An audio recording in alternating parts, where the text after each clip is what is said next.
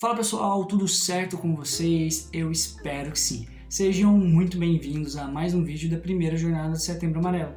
Meu nome é José Bento e eu sou coordenador da Liga Acadêmica de Saúde Mental e Psiquiatria da Universidade Federal do Triângulo Mineiro, um dos responsáveis por esse projeto.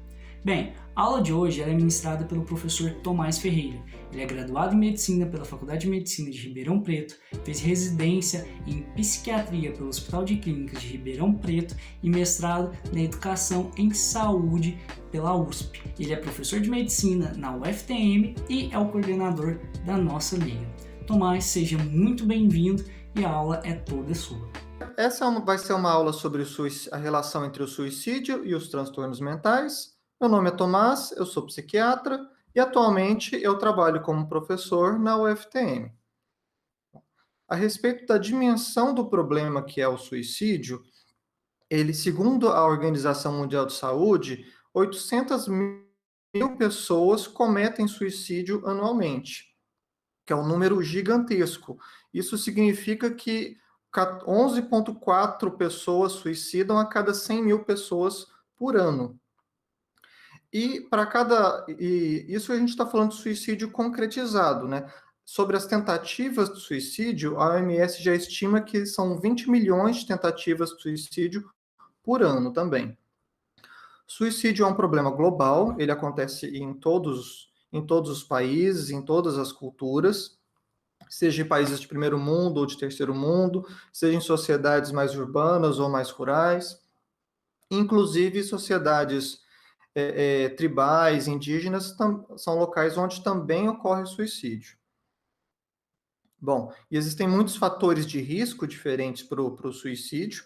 Dentro deles, o maior fator de risco de todos é a tentativa prévia. Quem já tentou o suicídio previamente é quem mais tem risco de voltar a tentar.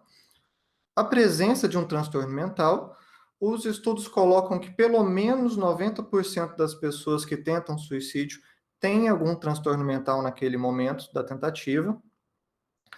O gênero homem suicida mais do que mulher, porém as mulheres tentam mais suicídio do que os homens. Essa disparidade acontece por causa que os métodos que os homens escolhem para realizar a tentativa de suicídio são métodos mais agressivos. Então, apesar de tentarem menos suicídio do que as mulheres, os homens concretizam mais suicídio do que elas. A idade é um fator de risco contraintuitivo, por causa que a idade que é maior fator de risco são os idosos.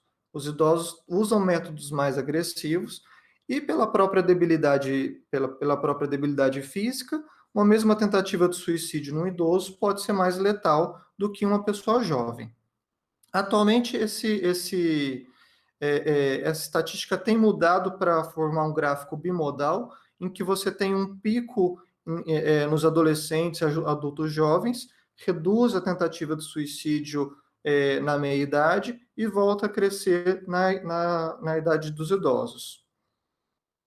A religião é um fator protetivo para a tentativa de suicídio, é algo que a gente vê muito na prática clínica, tanto pela questão da pessoa ter esperança em relação a um futuro melhor por conta da religião, quanto por conta do medo de ir para o inferno, de ir para o umbral, de ser reencarnado em algum ser inferior, etc. Então, ter religião é um fator protetivo e não ter religião é um fator de risco. O uso de álcool e drogas é um dos grandes fatores de risco que acontecem para a tentativa de suicídio e para suicídio concretizado. Em relação à família, ter família é um fator protetor, não ter família é um fator de risco. Especialmente quando a pessoa tem filhos, quando tem pessoas que dependem dela, esse é um dos grandes fatores protetores que existem. Então, pessoas casadas têm um risco menor do que pessoas que são divorciadas, viúvas ou solteiras. E quem tem filhos tem um fator protetor muito maior do que quem não tem filhos. Em relação à ocupação, ter trabalho é uma proteção, estar desempregado é um fator de risco, mas existem algumas ocupações, alguns trabalhos que são fatores de risco por permitirem acesso a meios letais. Então, qualquer trabalho em que a pessoa tem acesso à arma de fogo ou a venenos, produtos químicos que possam levar ela a óbito, são fatores de risco. Então, policiais, bombeiros, pessoas que trabalham em indústrias químicas, médicos, enfermeiros, profissionais de saúde em geral, farmacêuticos, tanto por ter o conhecimento de como acabar com a própria vida, como ter o acesso a meios letais. Comorbidades podem ser fatores de risco, tanto comorbidades psiquiátricas, a pessoa que tem vários transtornos mentais vai ter um risco maior do que a pessoa que tem uma depressão isoladamente, assim como comorbidades clínicas também podem ser fatores de risco, especialmente se forem doenças crônicas, incapacitantes, incuráveis, que levem à limitação da autonomia da pessoa, quadros dolorosos crônicos, etc. Histórico familiar para suicídio é um fator de risco. Então, pessoas que têm familiares que concretizaram suicídio ou que tentaram suicídio têm um risco maior também delas próprias tentarem e concretizarem suicídio. O sentimento de desesperança, esse é muito interessante, que a falta de perspectiva, a falta de esperança é um fator de risco para o suicídio maior do que a tristeza, do que a angústia, do que a raiva. Um dos principais motivos para a pessoa recorrer ao suicídio é justamente não ver uma luz no fim do túnel, não ver uma saída para todo aquele sofrimento. Então, se a pessoa está sofrendo muito, mas ela tem uma esperança, uma perspectiva de melhora, ela consegue aguentar aquela dor de forma muito mais enfática do que a pessoa que já não vê saída. E características de personalidade também podem influenciar, né? Pessoas que têm baixa tolerância à frustração, baixa resiliência, pessoas mais introvertidas tendem a ter um risco maior de suicídio do que as pessoas que não têm essas características. E, por fim, o abuso na infância.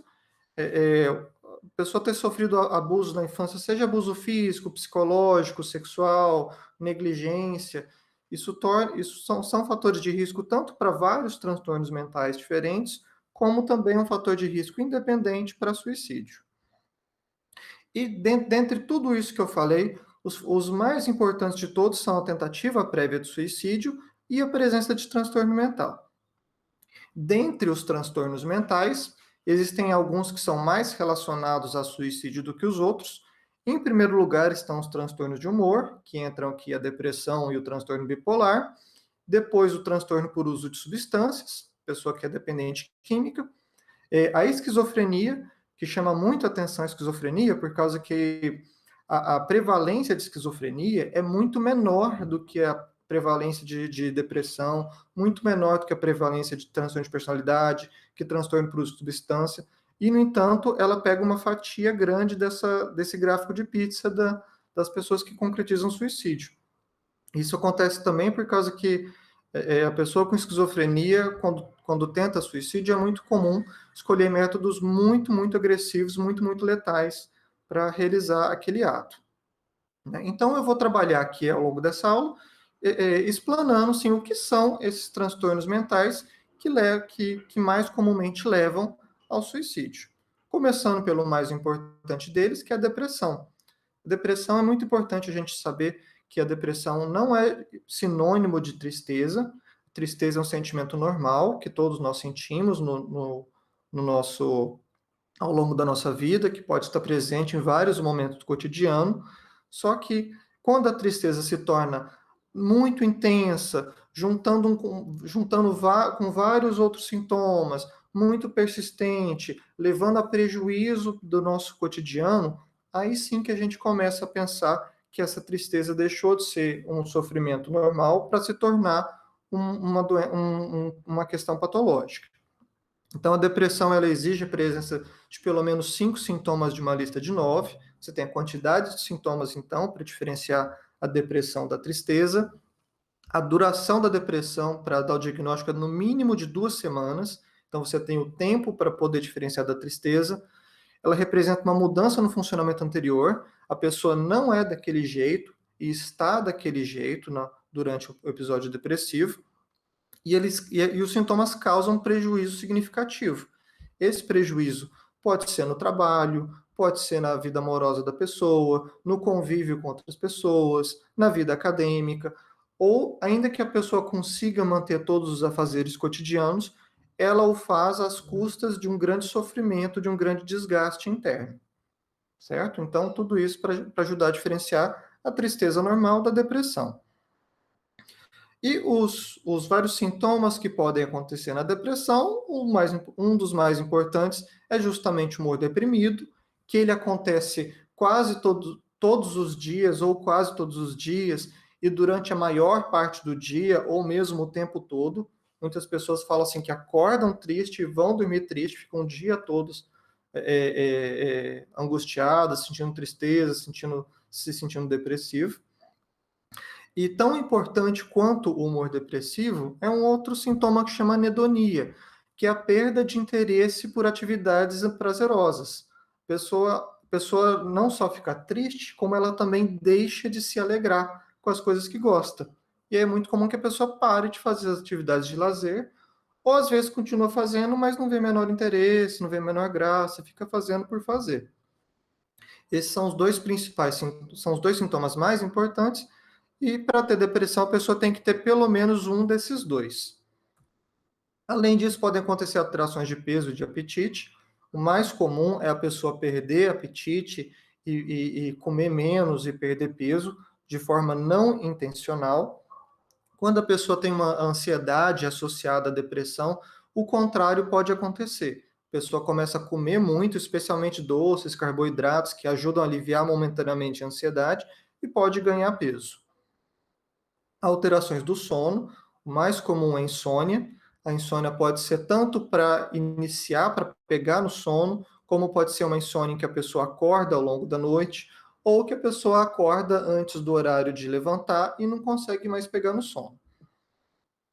Alterações de psicomotricidade, o mais comum é a pessoa ficar mais devagar do que o normal dela, mais lentificada, e isso é perceptível para outras pessoas, não é simplesmente um sintoma subjetivo. É muito comum a pessoa ter a sensação de fadiga, de perda de energia, fica com a bateria fraca, se cansa com qualquer coisa, não tem mais o gás que ela tinha para poder fazer as atividades do cotidiano, coisas que ela fazia com facilidade, agora cansam muito ela durante a depressão. O sentimento de inutilidade ou culpa excessiva também podem acontecer, piora da concentração, dificuldade de tomar decisões, e, por fim, os pensamentos de morte, ideação suicida ou tentativa de suicídio. O principal motivador de suicídio, no caso da depressão, é o sofrimento que a pessoa tem. A pessoa pensa, entre viver desse jeito, em que eu não tenho alegria com nada, estou sofrendo com tudo, estou dormindo mal, estou comendo mal, não tenho energia para nada, eu prefiro morrer do que viver assim. A morte vai ser um alívio para mim. Então a pessoa não quer exatamente morrer, ela quer se livrar daquele sofrimento. Eventualmente, algumas variações que podem acontecer, que são menos comuns, são da pessoa começar a entrar num ciclo em que ela acha que está sendo um peso muito grande para os seus familiares e que os familiares vão estar melhores sem ela. E de que, na verdade, se eu me matar, ó, vai ser um alívio para os meus familiares eu me matar. No caso da depressão pós-parto, eventualmente a ideação suicida pode ser acompanhada de ideação homicida, em que a mãe pensa em matar a criança, matar os filhos e se matar em seguida. Isso é menos comum, mas também pode fazer parte, compor o quadro depressivo. Bom, e o outro transtorno de humor associado ao suicídio é o transtorno afetivo bipolar. Só que o transtorno bipolar, ele é muito confundido com o transtorno borderline, que é um dos principais transtornos de personalidade associados ao suicídio. E eu vou explicar cada um deles e qual que é a diferença de um para o outro. Começando pelo transtorno bipolar. Porque o que faz o transtorno bipolar ser transtorno bipolar é a ocorrência de episódio maníaco agudo ou episódio de euforia, e também existe uma variação que chama episódio hipomaníaco. E o que é esse episódio maníaco agudo? Então, para começar, ele é um período distinto de humor, a pessoa não é daquele jeito e ela fica muito diferente do normal dela durante o episódio maníaco agudo. Então, ela tem um humor anormal e persistentemente elevado, expansivo ou irritável. Então, a pessoa fica muito, muito mais alegre, mais eufórica do que o normal dela, fica se sentindo muito, muito bem. É muito comum que a pessoa fale assim que nunca se sentiu tão bem na vida dela, que nunca teve melhor. Existe também um aumento de energia, a pessoa fica cheia de energia e é muito comum que ela faça 1000 planos, queira fazer 1000 coisas no cotidiano dela, e com a duração mínima de uma semana. Tudo isso ocorrendo a maior parte do tempo. Então, não é uma coisa assim, briguei com o namorado e fiquei muito irritada durante tanto tempo, assim, fiquei o dia todo irritado depois de brigar com o namorado. Não tem nada a ver com o episódio maníaco agudo. A pessoa fica dessa forma quase o dia todo durante pelo menos uma semana. E isso tudo fora de qualquer contexto que justifique aquilo lá. Não tem nada a ver com a pessoa foi no carnaval e encheu a cara e usou droga e ficou eufórica. Não tem nada a ver com isso. A pessoa tem essas alterações todas de forma completamente fora do contexto e totalmente fora do normal dela. Bom, então, durante esse período, ela pode ter autoestima inflada ou grandiosidade, a pessoa se sente o máximo, se sente poderosa, é muito comum que a pessoa fique muito arrogante durante esses períodos. Ela tem redução da necessidade de sono, isso é diferente de insônia. Aqui, nesse caso do episódio maníaco agudo, a pessoa deixa de dormir as suas 7, 8 horas de sono por noite e passa a dormir 3, 4 horas por noite e está descansada. Então, é muito comum que a pessoa acorde no meio da madrugada sem sono, se levante e vá arrumar a casa, vai ler, vai escrever, vai fazer o que quer que seja, porque ela acordou sem sono, cheia de energia. Ela fica mais com o habitual ou com pressão por falar, significa que a pessoa fica mais tagarela. A pessoa passa a falar muito, e essa fala é muito comum que ela seja num tom maior do que o que a pessoa fala normalmente, numa velocidade muito maior. Às vezes é até difícil interromper a pessoa por causa que ela quer ficar falando o tempo todo.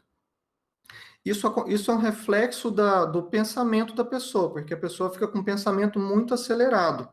Eventualmente pode acontecer, inclusive, da pessoa mudar de um assunto para o outro sem nenhuma conexão aparente entre o que ela estava entre uma linha de raciocínio e outra. A distratibilidade fica aumentada, a pessoa tendo um pensamento acelerado, falando o tempo todo, cheia de energia acelerada, é muito difícil que ela consiga se concentrar em alguma coisa. Aumento de atividade dirigida a objetivos ou agitação psicomotora. Então, é muito comum que a pessoa faça 1000 planos, que podem ser muito irrealistas, né? Vou largar meu trabalho, vou me mudar de cidade, vou me tornar presidente, vou me tornar técnico da seleção brasileira, vou me candidatar para cargo político. A pessoa, assim, faz 1000 planos muito fora da realidade. E, durante esse período, pode acontecer também envolvimento excessivo em atividades prazerosas com alto potencial para consequências dolorosas. Então, a pessoa passa por exemplo, a usar drogas quando não faz parte do normal daquela pessoa. Ela pode ter sexo desprotegido ou promiscuidade, pode ter gastos financeiros excessivos, a pessoa acha que é muito rica, que consegue dinheiro com facilidade e sai comprando tudo, gastando dinheiro, dando coisas para as outras pessoas. Tudo isso, lembrando assim de que não é o normal da pessoa, tá? Isso tudo representa uma mudança do normal da pessoa, tá? Porque tem gente que fala muito mesmo, tem gente que é muito impulsiva, que o normal da pessoa é beber impulsivamente, é usar droga, é ter sexo promíscuo, etc. Aqui no episódio maníaco agudo, nada disso faz parte da rotina da pessoa e ela passa a ficar desse jeito durante aquele episódio maníaco. O episódio maníaco agudo, ele dura pelo menos uma semana, e o tempo de duração dele sem tratamento pode chegar até algumas semanas, raramente chegando a meses. Então, esse aqui é uma descrição de episódio maníaco agudo, de um livro, de uma autobiografia da autora, que eu acho uma forma assim, muito sensível da própria pessoa descrever o que ela sente durante o episódio maníaco agudo. Então ela coloca aqui: no início tudo parecia tão fácil. Eu corria de um lado para o outro como uma doninha enlouquecida, cheia de planos e entusiasmos borbulhantes, mergulhada nos esportes, passeando a noite inteira acordada, noite após noite, saindo com amigos, lendo tudo o que me caísse nas mãos, enchendo cadernos com poemas e peças e fazendo planos extensos totalmente fora da realidade para o futuro. O mundo era só prazer e esperança. Eu me sentia ótima. Não apenas ótima, eu me sentia realmente ótima. Tinha a impressão de que conseguiria fazer qualquer coisa, de que nenhuma tarefa seria difícil demais. Naquela época, porém, tudo não só fazia perfeito sentido, como também tudo parecia se encaixar num tipo de maravilhoso de inter-relação cósmica. E eu descobri obrigando meus amigos a me escutar, enquanto eles diziam como tudo era lindo.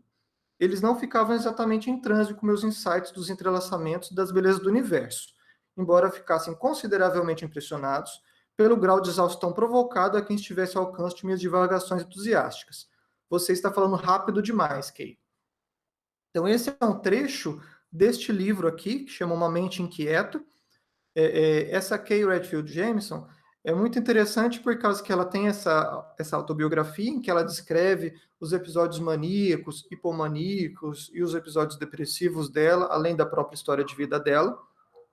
E ela também é autora de um dos principais tratados sobre o transtorno bipolar. Então, é um exemplo muito bom para mostrar de que a pessoa pode ficar extremamente alterada durante os episódios maníacos e durante os episódios depressivos, mas que fora desses episódios, a pessoa tem vida normal. Trabalha, estuda, constitui família, etc. E um filme muito bom para representar o episódio maníaco é esse filme aqui, Mr. Jones, ele é de 93, se eu não me engano, e o Richard Gere, ele realmente, assim, ele conversou com pessoas com transtorno bipolar, observou pessoas que têm um transtorno para poder realizar a interpretação do filme, que ficou muito boa. Ao longo do filme, mostra ele tanto em episódio maníaco quanto em episódio depressivo. A pessoa com transtorno bipolar, o suicídio ele é cometido predominantemente durante o episódio depressivo. A depressão do transtorno bipolar costuma ser uma depressão mais grave, que pode, inclusive, incluir sintomas psicóticos, como a pessoa escutar vozes, ficar com mania de perseguição, enxergar vultos, etc. Eventualmente, a pessoa se mata no episódio maníaco agudo, não com a intenção de se matar, mas por causa que ela se colocou em risco. Então, por exemplo, pode acontecer da pessoa, durante o episódio maníaco agudo, acreditar que consegue voar e tentar pular de um prédio, ou então achar que consegue pular do topo de um prédio para o outro, e tenta pular da janela de um prédio achando que ia chegar até o outro prédio. Eu já vi um caso de uma pessoa que não sabia nadar, mas durante o episódio maníaco ela achava que conseguiria e quase morreu afogada. Então, a pessoa, assim, durante o episódio maníaco, ela pode acabar morrendo não por suicídio, mas por se colocar em risco. O suicídio mesmo ele é realizado durante o episódio depressivo. Bom, então, passando agora para o transtorno de personalidade borderline. Então, os transtornos de personalidade estão entre as principais causas de suicídio, e dentre os transtornos de personalidade, que são descritos 10 transtornos de personalidade diferentes, dentre eles, o que mais é relacionado a suicídio é o transtorno de personalidade borderline, o que é sinônimo de transtorno de personalidade emocionalmente instável ou de personalidade limítrofe. E as principais características para a gente compreender o transtorno de personalidade borderline são a instabilidade e a impulsividade. Esses são os dois adjetivos mais importantes para caracterizar o transtorno de personalidade borderline. Essa instabilidade e essa impulsividade vão acontecer na autoimagem da pessoa, vão acontecer nos afetos dela, né? Ou seja, assim, no humor do cotidiano dela.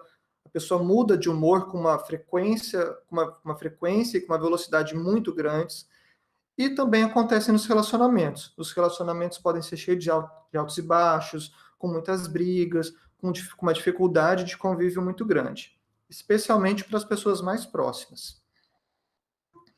Então, no transtorno de personalidade borderline podem acontecer esforços desesperados para evitar abandono real ou imaginário. Essas são pessoas muito sensíveis à rejeição, e elas podem enxergar rejeição e abandono onde não existe.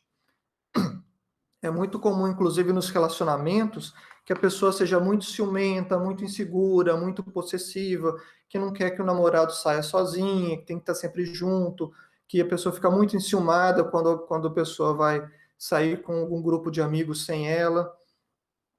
E eu estou falando sempre no feminino por causa que esse transtorno é muito mais comum em mulheres do que em homens. Também acontece em homem, mas a proporção de mulher para homem pesa muito para o lado da mulher. Os relacionamentos podem ser muito instáveis, né, cheios de brigas, de altos e baixos, e quanto mais próxima a pessoa, mais isso acontece. As pessoas, relacionamentos que não são tão próximos, às vezes com colegas de trabalho, que tem um relacionamento mais formal, isso pode não aparecer tanto. Mas com os irmãos, pais, filhos e namorado ou namorada, isso já a turbulência do relacionamento fica muito mais clara. A perturbação da identidade, então a pessoa tem dificuldade assim de saber assim, o que ela quer da vida, que tipo de profissão que ela quer fazer, que tipo de carreira que ela quer seguir em relação à família. Pode acontecer, inclusive, uma dificuldade de identificação em relação à própria sexualidade, da pessoa não sabe identificar bem se ela é homo, hétero, bissexual ou outra característica. A impulsividade é outra característica muito importante também no transtorno borderline. A pessoa faz as coisas sem pensar nas consequências. Então, é muito comum que a pessoa relate assim, que ela fala sem pensar, que magoa os outros, depois se arrepende. E essa impulsividade pode acontecer com gastos. A pessoa compra coisas desnecessárias e se endivida nesse processo. Pode acontecer da pessoa correr na direção, pode acontecer comer compulsivo, e pode acontecer promiscuidade sexual e uso abusivo de álcool ou de outras drogas. O suicídio e a automutilação são muito característicos também. A automutilação, ela pode acontecer de várias formas. A mais comum delas é a pessoa se cortar, geralmente no antebraço, mas também pode acontecer da pessoa se arranhar, de puxar cabelos, de se queimar. Algumas pessoas se cortam na barriga ou no interior das coxas para poder esconder os cortes dos outros. E a automutilação é diferente do suicídio, porque aqui a pessoa não tem a intenção de se matar. O que ela quer mesmo é se machucar. E assim, é muito impressionante assim, como as pessoas com transtorno borderline descrevem essa automutilação, de que elas falam de que a automutilação normalmente acontece num momento de angústia muito intensa, e a pessoa fala assim que ao se cortar, ela sente um alívio daquela angústia. Então, elas explicam assim de que aquele corte que ela faz é uma dor que ela entende, é uma dor visível, que é visível inclusive para as outras pessoas, que as outras pessoas conseguem compreender que o corte dói. É uma dor é uma ferida que a pessoa sabe que vai cicatrizar, diferente da angústia interna, que é difícil de explicar, que a pessoa não sabe se vai melhorar, que ela não entende aquilo e não sabe como lidar com aquilo. É uma tentativa assim, desesperada de aliviar um sofrimento interno quando a pessoa se mutila. Já no tentativa de suicídio, a intenção é acabar com a própria vida. No transtorno de personalidade borderline, as tentativas de suicídio tipicamente são muito impulsivas. A pessoa não estava planejando se matar, mas teve uma briga com o pai, com a mãe, com o namorado, e aí de repente veio a vontade de acabar com a própria vida. Geralmente são tentativas que podem ter um grau de letalidade menor, e muitas vezes a pessoa faz a tentativa de suicídio próximo ou até na frente de outras pessoas. Então é muito comum que as pessoas achem que a pessoa está tentando se matar para chamar atenção. Só que naquele momento a pessoa realmente pode ter a vontade de se matar. E se for para chamar atenção, é para chamar atenção para um sofrimento interno muito grande. Seria uma forma desesperada de pedir ajuda. Então, a tentativa de suicídio no borderline precisa ser levada a sério, porque é muito comum assim, que a família ou até os profissionais de saúde subestimem muito a tentativa de suicídio do borderline, mas o borderline realmente pode concretizar suicídio, mesmo quando a pessoa já realizou várias tentativas de suicídio prévias. né? Uma outra situação que é menos comum, mas que pode acontecer também no suicídio do borderline, é a pessoa querer se matar por vingança. Eu vou me matar para provar para o meu pai, para minha mãe, para o meu namorado, para quem quer que seja, o tanto que ele faz mal para mim e o que ele fez comigo. Então, pode ter essa vontade assim, de se matar por vingança. Às vezes a pessoa até faz cartinha falando, eu estou me matando e a culpa é sua.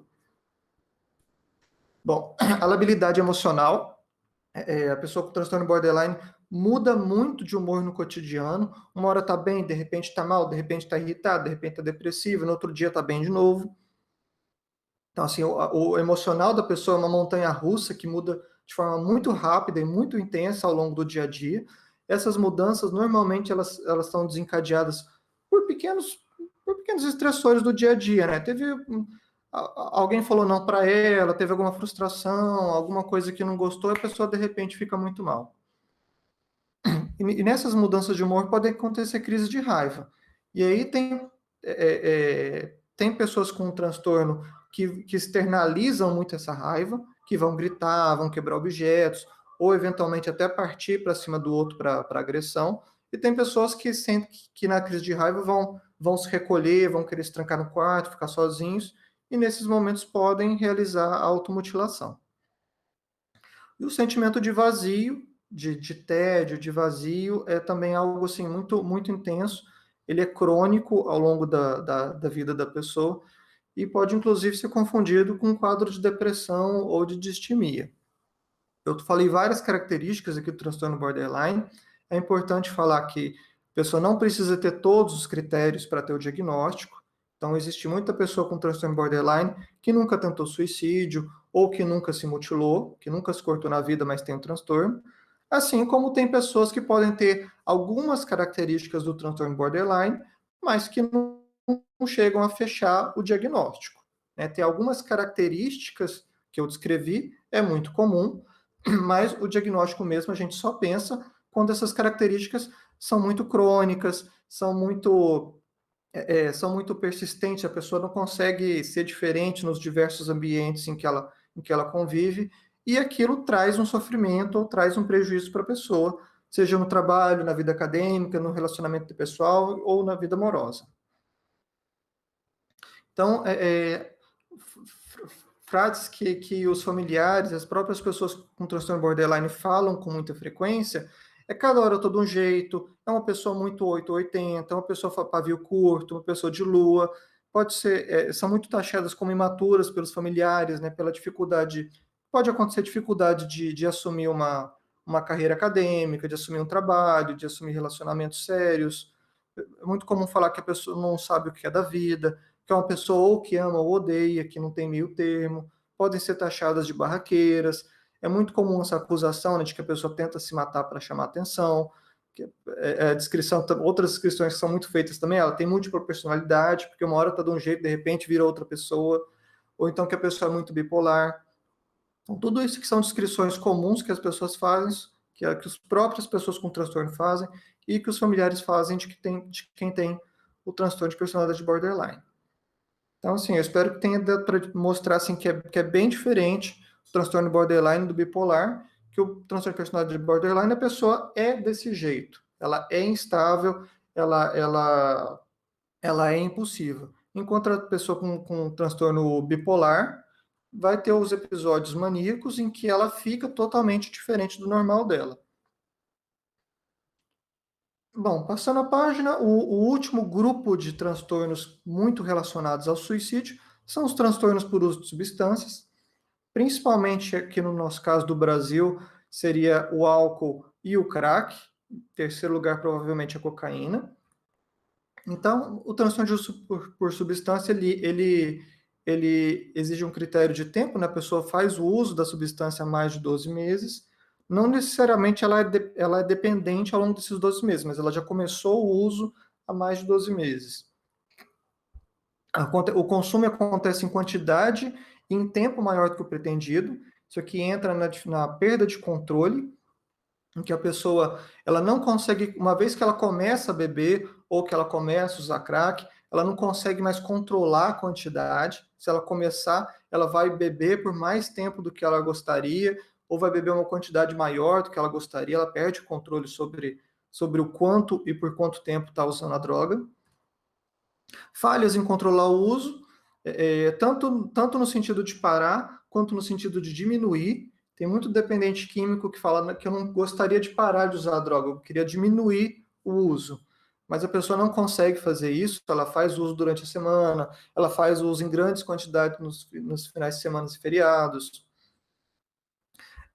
Gasta-se muito tempo por conta do uso, tanto o tempo que a pessoa gasta usando a droga, quanto o tempo em que ela gasta para conseguir comprar a droga.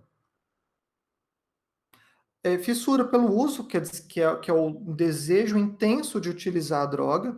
Essa fissura, ela pode ser... Tem vários gatilhos que podem levar à fissura, então é muito comum que a pessoa tenha fissura pelo uso de droga em momentos em que a pessoa fica triste, fica angustiada. Momentos de alegria, de comemoração também podem levar à fissura, porque a pessoa relaciona esses momentos ao uso da droga. Os locais em que a pessoa costuma fazer o uso da droga, as pessoas com as quais ela usa a droga, tudo isso pode desencadear uma fissura muito grande. No caso da dependência de crack, um dos desencadeantes de fissura mais problemáticos é o próprio dinheiro. Que a pessoa, você põe o dinheiro na mão, a pessoa já vê vê a nota virando uma pedra para ela fumar. Então, é comum assim que a pessoa dependente de crack não possa ter acesso a dinheiro físico, por causa que o próprio dinheiro provoca muita fissura nela. E a forma como a pessoa usa traz prejuízos em casa, né, com a família da pessoa, seja no sentido de causar violência doméstica, seja no sentido de falhar com as obrigações como pai, como mãe de família. Pode levar problemas no trabalho da pessoa, trabalhar embriagada, intoxicada, atrasar no trabalho, sair mais cedo, faltar do trabalho por conta do uso, problemas nos estudos, problemas no convívio social, problemas de saúde e problemas psicológicos, seja depressão, ansiedade, quadros psicóticos, e problemas físicos também, né? No caso da cirrose, de problemas cerebelares, no caso do álcool, problemas cardíacos, etc. Inclusive, é muito comum que as pessoas sabem bem assim sobre os malefícios que o álcool faz, mas, por exemplo, e não sabem os males que o crack, que a cocaína fazem, de que eles podem provocar convulsão, de que eles podem provocar AVC, de que eles podem provocar arritmias cardíacas, podem provocar infarto. Bom, existe a substituição de outras atividades, inclusive de atividades prazerosas. O repertório de atividades de lazer da pessoa vai se restringindo até ficar só na droga. Então a pessoa deixa de jogar bola, deixa de jogar videogame, deixa de encontrar com os amigos, ou então essas atividades só têm graça se a droga estiver junto, se estiver junto com álcool, com a cocaína ou com crack. E por fim, acontece também a tolerância e a abstinência. A tolerância é o corpo acostumar com a droga. Isso acontece tanto por uma questão do fígado aprender a metabolizar a substância de forma mais rápida, quanto o cérebro se adaptar à presença da droga e ficar menos sensível à ação daquela droga. Então você vê, por exemplo, o etilista, que às vezes a pessoa tomou meio litro, 1 litro de destilado e não mostra nenhum sintoma de embriaguez, por causa que a tolerância dela é muito alta. O mesmo também acontece com crack e cocaína, de que o efeito da droga vai ficando cada vez menor à medida que a pessoa vai utilizando. E por conta disso, é muito comum que a pessoa precise utilizar doses cada vez maiores para atingir o efeito que ela tinha no início do uso. E a abstinência, né, que aí já entra na síndrome de abstinência mesmo, para cada droga os sintomas são diferentes. O álcool é uma das drogas que tem a síndrome de abstinência mais bem caracterizada, que a pessoa tem taquicardia, tremor, sudorese, náusea, e pode chegar ao quadro de delirium tremens, né, que ela tem várias alucinações visuais. Então, tudo isso são as características dos transtornos por uso de substância. Então, a gente falou nessa aula sobre os principais transtornos mentais relacionados ao uso de substância e de que forma que cada um deles leva ao suicídio. No caso do uso de substâncias, que é o nosso último tema, é muito comum que a pessoa principalmente durante a ressaca, no período pós-uso, de que ela tem uma ressaca, um peso moral muito grande. Mais uma vez eu recaí, mais uma vez eu estou aqui de novo na sarjeta, o que eu estou fazendo com a minha vida? Minha esposa, meu marido me abandonou, eu não falo mais com os meus filhos, eu perdi o meu trabalho. Então é muito comum que a pessoa tente suicídio nessa situação. E, por fim, a esquizofrenia. A esquizofrenia ela é caracterizada por dois grandes grupos de sintomas.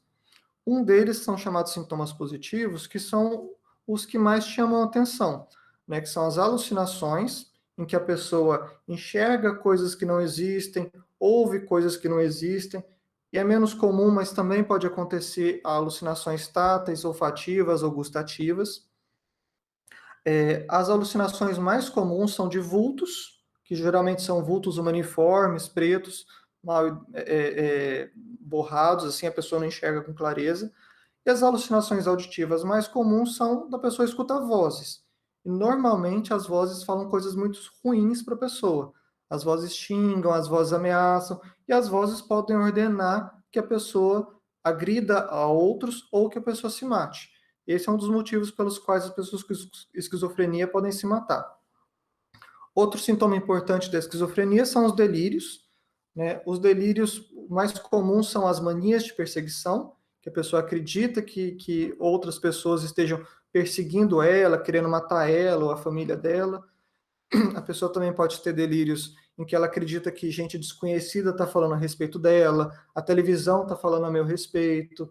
Pode acontecer de que a pessoa acreditar que existem pessoas que conseguem ler os meus pensamentos ou colocar pensamentos dentro da minha cabeça. Mas, além dos delírios e das alucinações, existem vários outros sintomas que acontecem na esquizofrenia que vão incluir da pessoa perder motivação para tudo. A pessoa não tem mais motivação, não tem mais desejo de estudar, de trabalhar, de constituir família, de ter uma rede social de amigos. É muito comum que a pessoa tenha também, inclusive, a perda de interesse por atividades prazerosas, que às vezes faz que a esquizofrenia seja confundida com a depressão.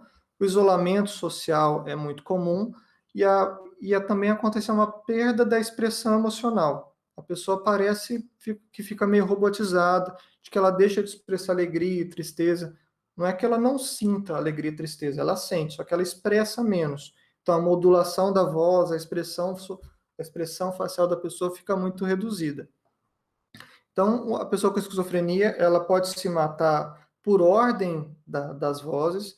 Eventualmente, por conta dos delírios, a pessoa pode também pode acabar se matando.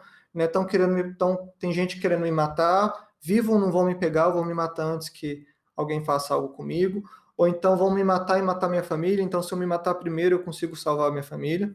E é muito comum também que a pessoa com esquizofrenia tenha comorbidade, tenha sintomas depressivos, ou então que ela, fora do episódio psicótico, que ela perceba as perdas que ela tem, que ela não tem mais o mesmo raciocínio que ela tinha anteriormente, de que ela não consegue mais fazer as coisas que ela conseguia anteriormente e pode eventualmente querer se matar nesses momentos. Bom, eu espero muito que vocês tenham gostado. Um grande abraço e até a próxima. Voltamos depois dessa excelente aula e eu queria agradecer imensamente ao Tomás por ter disponibilizado um tempo e por ter ministrado essa palestra. Tomás, muito obrigado. E agora eu tenho aquele recado que é muito importante para as pessoas que se inscreveram previamente no nosso evento e que querem receber o seu certificado de ouvinte. A jornada contém 12 vídeos e em todos esses vídeos há uma palavra-chave que você irá precisar para poder registrar sua presença. Inclusive nesse vídeo, ela apareceu em algum momento na sua tela. Então se você não viu, volte, anote e guarde, porque no dia 17 você irá precisar dela. No dia 17, nós iremos disponibilizar um link com um formulário, no qual você deverá preencher com as suas informações e com essas palavras-chave. Para você ganhar o seu certificado, você precisa ter uma presença mínima de 75%. Ou seja, das 12 palavras-chave que disponibilizamos para vocês, vocês precisam preencher o formulário com no mínimo 9. Assim, você registrará a sua presença e receberá o seu certificado. Esse link estará disponível no nosso último vídeo, no nosso Instagram, e enviaremos um e-mail para você também. Fique atento porque esse link ficará aberto durante 24 horas. Após esse tempo, o formulário fechará e você não poderá registrar sua presença e não ganhará o seu certificado. Lembrando, dia 18 nós teremos uma live para poder responder todas as dúvidas. Aqui na descrição há um link no qual você pode enviar a sua dúvida. A live não contará presença e não terá palavra-chave.